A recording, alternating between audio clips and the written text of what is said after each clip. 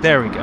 Right, so let's have a look at what's going on here. Currently fastest of all, that's Samuel Rasool in the number 21 car. He's fastest of all with a 53.9, which is very quick indeed. Following him is Rob Dowsett, known here as Race Streamer Rob. He's just a feather slower with a 54.0. and taking up the final space on the podium of qualifying so far, the provisional podium of qualifying, is Timo Schilling, faithless Emo, with a 54.1. I mean, this is an incredible, just as Race Streamer Rob actually goes fastest, a personal best in Sector 2, and actually a session best Sector 2 of all. So he is really making moves, and actually that gap places him. In fact, Sector 1 was quick, Sector 2 is quickest of all. He is on course to set a new provisional pole. So let's see how this goes down. So Race Streamer Rob then still on a chase. In fact, let's bring up his little graphic. Boom, boom, boom, boom. Race Streamer Rob, there we go. So, just as he's on a move, he still hasn't managed to make up that final gap to the leader, Samuel Rasool. But he is definitely pushing. Now, this is a track that does permit overtaking mostly. Turn 1 is tricky. Graham Hill, I mean, 1 does not overtake into Graham Hill. That's just not going to happen. But breaking into Druids is a great opportunity for an overtake. And actually, that's going to be the one where people are trying to make a move the most. But as you can see, the circuit's reasonably wide.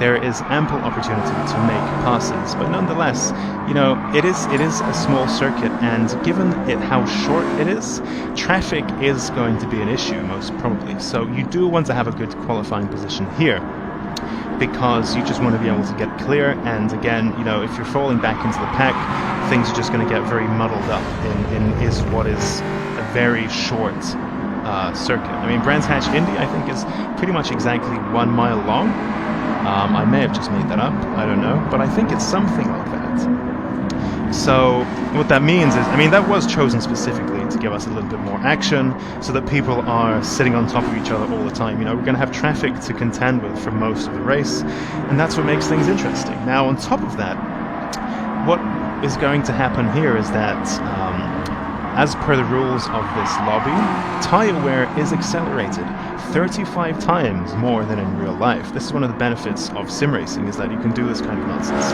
What that means is that drivers will be forced to take 1 pit stop during the race, which, you know, they're free to take at whichever point they want, but should they take that a little bit too early, a little bit too late, exactly in the middle, you know, that depends on how they want to factor that into their strategy, and that will mix up the race order a little bit, especially around the midpoint of the final. Just as we come into the final couple of minutes of the race, of the qualifying, I should say, let's see how everyone's doing. Faithless Emo over there, still just coming into turn 1 now. Hits it perfectly. Oh no, he came in a little bit too fast run, a tiny bit too wide. Will he be able to close that gap? So, with 2 minutes remaining, and a lap being just under 1 minute, he should have time to finish this lap and possibly get 2 more in. So it's all still to fight for him. And if we just take a look at the timing screen once more, completely ruined the immersion by bringing up the little PlayStation screen. I mean, I may as well just play PlayStation. There we go. We have a timing screen. So currently, Samuel Rasool still fastest of all. He's gone even faster still in Sector 3 than 18.4, which is positively blistering indeed. And he's just coming up to finish another lap right now. Now, you must forgive my reliance on... Oops, I quit spectator mode. You must forgive my reliance on the timing screen, because this is actually my first time commentating on a esports thing. So, generally speaking, in a real commentary booth, you will have multiple screens, one of which permanently is a live timing screen, because that is actually an essential piece of equipment that I'm trying my best to deal without. But, please bear with me, I'm a novice at this, and we are all novices in the various walks of life. Samuel Rasool there in first with some very controversial repeated stopping on the track to bring out the yellow flag.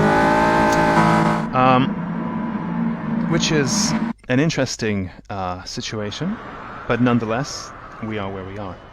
So,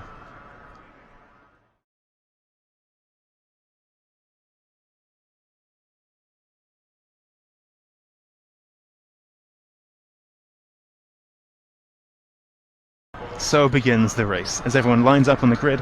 First up, oh, Samuel Rasool has left the party. Okay, that's fine. There he is, flashing his lights. Everyone's flashing their lights. This is what we do. Samuel Rasool first, race streamer Rob second. Oh, people are free to leave or join the party. This is, life's a party, right? 3, 2, 1. And lights out, just as everyone dives bombs into turn 1. This is going to be an enormous cluster frig, quite possibly. Oh my goodness. Was that at the back? Was that Mr. Affleck going backwards? What's going on there? Right, Samuel Rasool leads through turn 1. And coming into Druids, this is the place to overtake, and in fact people are having a bit of a look, but they can't quite make it stick. I mean, it is early days, these guys are going to be keen to save their tyres, and it is also a 20-minute race.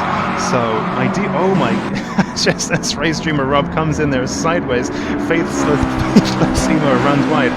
Okay, but nonetheless everyone still keeps it on the grey stuff, and we survive to live another day. Coming into Surtees and McLaren now, Samuel still leading the pack, followed by still Timo and Rob. I mean, these guys are keen, and I suspect, I mean, they were so close during qualifying, that this is going to be a very close fight indeed. Just as Oliver Wilmot there takes it up in fourth. Bombing into turn 1 now. A very tricky one to get right with the blind crest. Oh, there we go. Timo Schilling sideways and Rob. Meanwhile, Samuel Rasool there with a clean getaway as he dives into Druids. A little bit too far away for anyone to mount a move. Nonetheless, oh, there goes Timo Schilling. He's having a look. He's having a look, but you do not make an overtake into Graham Hill. It's just not going to happen. Runs wide. Everyone's run. I mean, we're talking about track limits here. The people are being quite generous in their interpretation thereof, but okay. Just as Rob Dowsett gets especially close to faithless Emo, he's going to try to ride that slipstream into turn 1. Oh, and it looks like he might actually make this stick. What's going to happen here?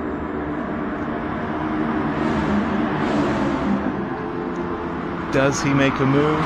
Absolutely not. This is not the place to make a move, but hopefully he can set himself up for the uphill to finally make an attack into Druids. The best place for overtaking here. They have a look, but not quite. The top 4 are unchanged. Let's have a look at what's happening a little bit further down the pack. The team... Oh.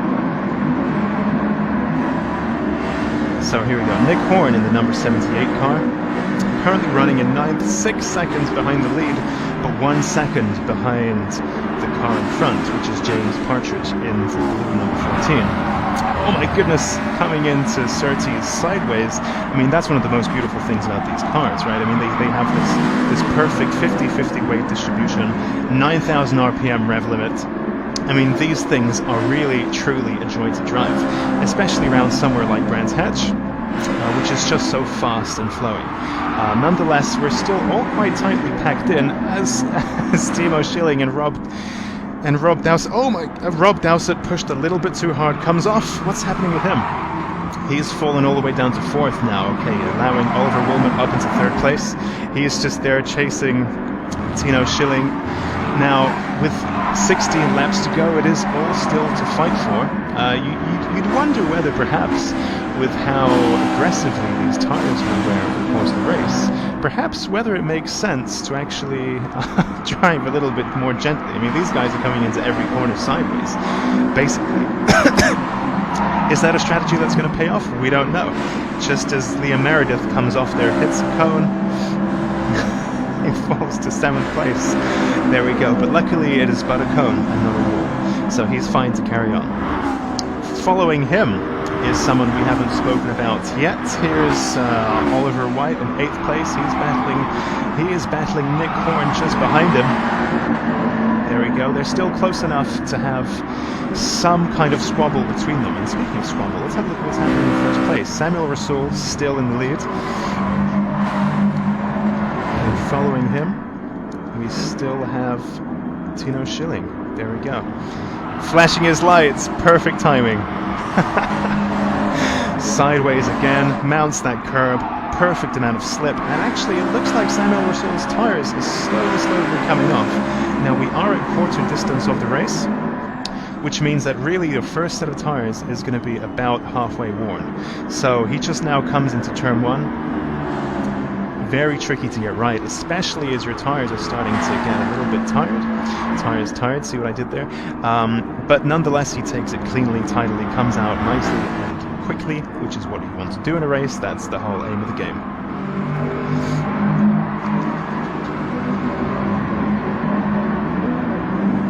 That's a little bit of a fight. What's happening here for 5th, 6th, 7th, and 8th, and 9th? This is fun. Okay, let's focus on this. There's more going on here.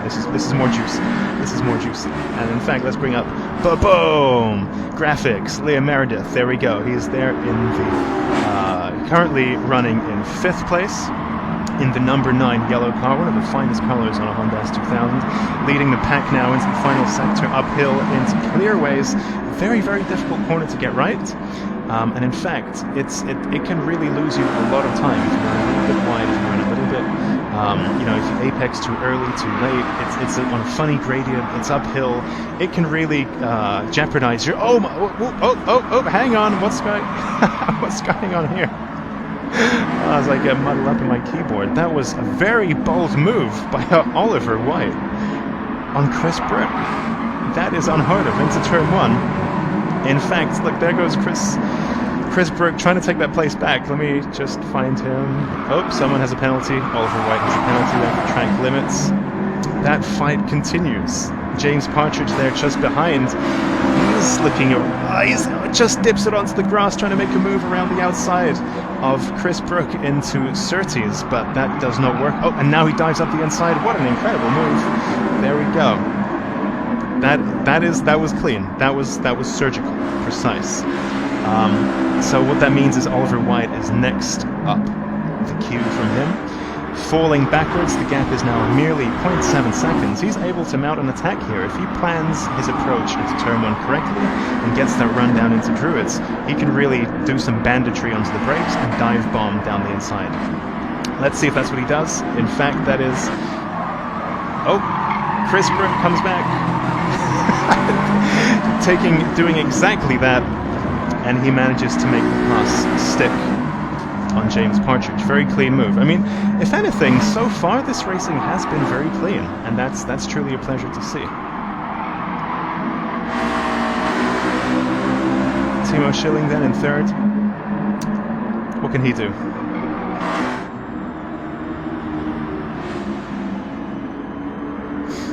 Just looking at the comments, good overtake there from 14 at Clearways. That was a great move. Absolutely superb.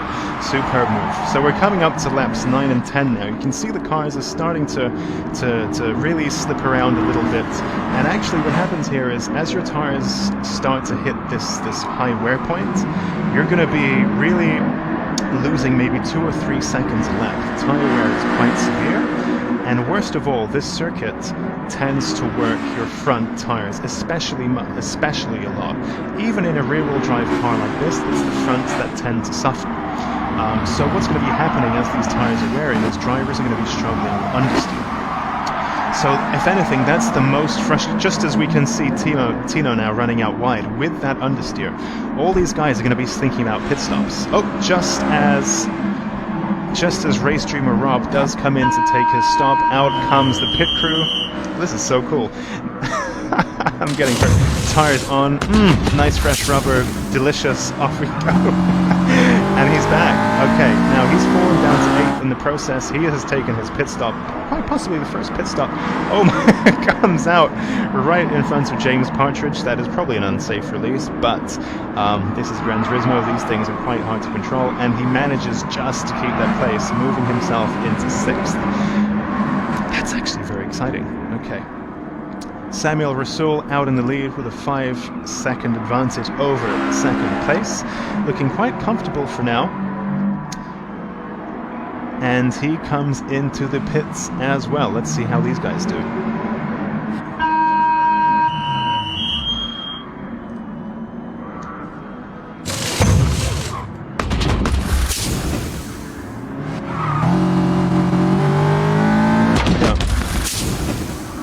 Okay, so here we go. Now the grid order is getting a little bit mixed up. People are in the pits. just as Oliver Wilmot takes his pit stop, he's now back out on track.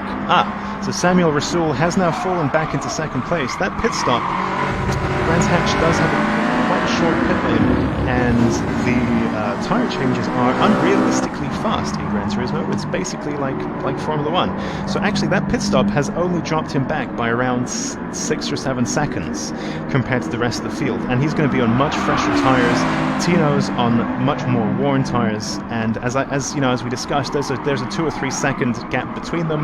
You can just see Tino there really out of shape, struggling with understeer, oversteer, so he will likely want to pit, and just as we're saying that, in he comes for a new set of tyres, promoting Samuel Rasool back up into the lead. And actually, he looks fairly comfortable. So I do wonder whether somebody will be able to challenge him, unless something goes horribly wrong, of course. Just as we can see multiple drivers coming in for their pit stops on lap 12, which means that as we come into the final stage of the race, they will have relatively less worn tyres and better able to mount an attack compared to those who pitted earlier. And so these final elements of strategy are all going to come into play as we enter the final stages of the race. Now we are at lap 12, we have some time still to go. Samuel Rasool currently lapping out at the front comfortably. Race streamer Rob there, he's chasing down Oliver Wilmot just now as they come into McLaren through clearways and now Clark Curve and into the start-finish straight. Is he close enough to mount an attack into turn 1? Not quite. So Oliver Wilmot keeps his second place for now. There was quite a juicy fight further down the field. Let's have a look at what's happening. There we go. They're still at it. So Oliver White and James Partridge still fighting tooth and nail. And coming into turn 1 side by side, this is going to be saucy. This is Sauce Town, ladies and gents. Right. Oh, just as he nudges James wide, and now they come into Druids side by side. This is so fun, I'm sorry. Okay, so we have Oliver White from James Partridge, from Chris Brook, just from... Oh, as James Partridge runs especially wide. I wonder whether... And he's trying to stick it around the outside of Oliver White.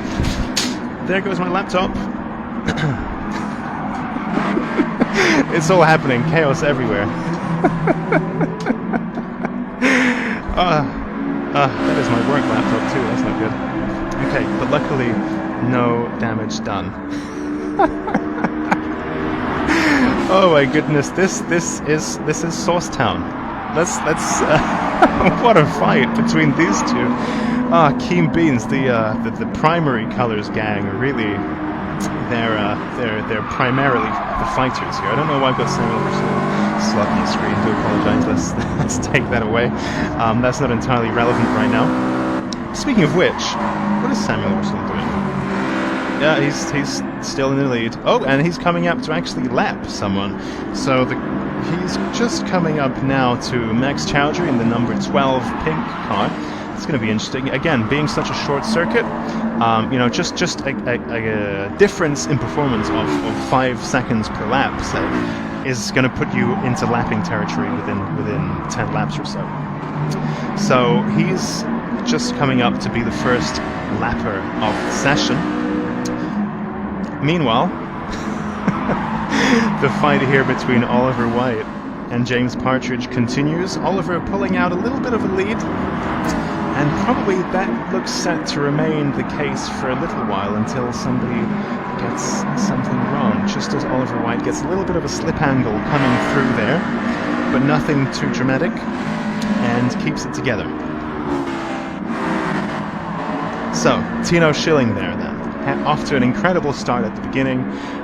One of the first in the pits, if I recall correctly, and now he's fallen back down to 4th, 9 seconds back from the lead, and this is after pit stops. So this is his natural finishing position if he is unable to make any moves. He's merely 1.5 seconds behind race streamer Rob, who is just ever so slightly ahead of him. There we go. And he himself is 3 seconds behind Oliver Wilmot, and just one ahead this guy here. just as he comes through Graham Hill.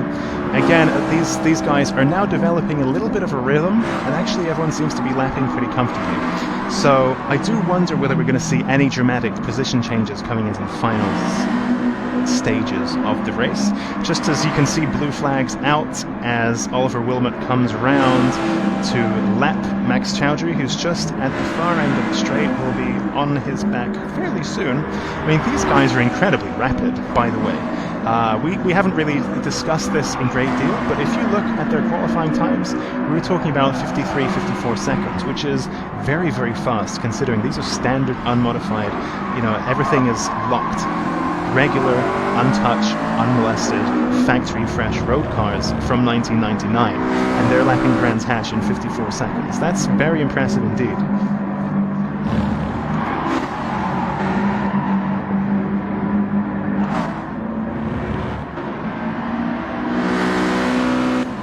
So Liam Meredith there, also involved in a little bit of drama during the race, and he's now lapping out there on his own. You can see some battle scars on his car. He was definitely involved in... he's quite an enthusiastic guy. I mean, you know, this is the first time that both me and you, dear viewers, are seeing these people, right? And it's a relationship that we will develop with them over the course of these coming weeks. 5 weeks to be exact. And it's interesting how we're starting to see some character. Actually, hang on, we've got a bit of a fight here. Samuel Rasool. Oh, he's just lapping everyone. Never mind. He's not actually fighting anyone. He's out there lapping James Affleck, I think. Yep, so you can just see the lapped car turning into a ghost. Generally speaking, to keep things somewhat realistic and immersive, even though this is a PlayStation, we do have ghosts switched off, unless it's for lapped cars who may wish to try some kind of shenanigans. Not to accuse anyone, but, you know, it's just a better idea to have them switched off. So as Oliver Wilmot there, just coming round to lap Max Chowdhury, that will be tied up fairly soon as we enter the penultimate lap of the race. Samuel Rasool there, just coming out of Druids. Very, very quick indeed. 6.4 seconds clear of Oliver Wilmot, who's done especially well this race, given that he did not start in second place. So he's done particularly well to make up that many places in the race. Just as we look at him there in the very fun alien green car over there. I mean, they're like little Skittles, aren't they? All of these. I love it. So there you go. He's done especially well to fight his way up to second place. He'll be very happy with himself. Samuel Rasool naturally has done a great job to leapfrog everyone in qualifying and then scamper away into the distance just as he begins this final lap of session. So, if he is able to bring it together, keep things together, he will emerge from round one as victor of the first ever Thunderwood Sim2Race. Running wide there through the exit of Graham Hill. Tyres probably starting to complain a little bit now through Surtees McLaren into the final sector. Keeps it together, runs a little bit wide onto the marbles, but no drama. Keeps it together, keeps it clean, fires it down the straight for the final time to claim the checkered flag. So that. Our winner of round one is Samuel Rasool. Checkered flag is out. Top man.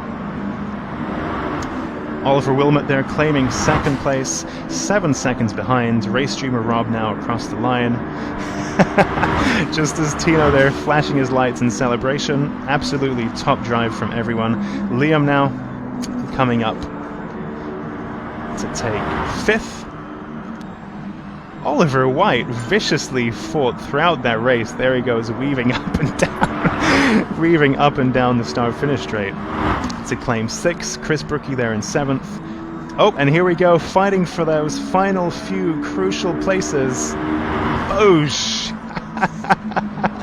James Partridge just manages to hold on to 9th, ahead of Nick Horn in 10th. There we go. And congratulations to Samuel Rasool. Let's round up from what has been a particularly intriguing evening of action. So in first place, with a comfortable lead of 7 seconds, is Samuel Rasool, with a total time of 18 minutes 30. So really, he was very fast all race. That being said, fastest lap goes to Faithless Emo, aka Tino Schilling. He's very quick indeed, top qualifier in the sense of a very good qualifier, not top because the top was Samuel Rasool. So second place, Oliver Wilmot. Third comes Rob Dowsett. In fourth place, just outside of that podium by 1 mere second, is Faithless Emo Tino Schilling. Following that comes Liam Meredith with a very respectable 5th place. Then Oliver White with an incredibly fought and contested 6th place. Behind him, Chris Brook in the white S2000. Then we have Nick Horn in 8th.